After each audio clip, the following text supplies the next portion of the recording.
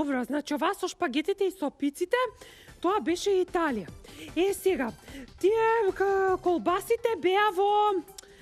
колбасите да не беа во... добро, не знам...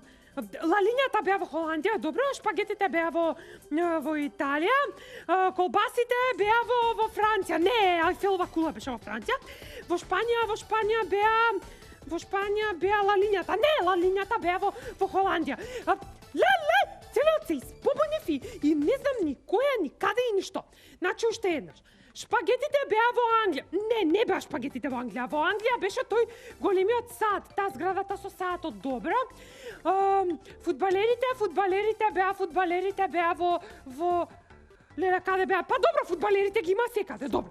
Шпагетите беа во Италија, колбасите беа во Шпанија. Не беа во Шпанија.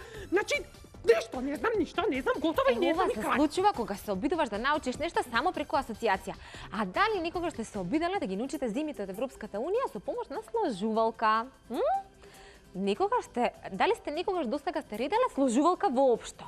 Мислам дека ќе биде многу полесно Петко да научи која земја со која се граничи и која каде припаѓа. А потоа она со лалињата и шпагетите само по себе ќе си дојде.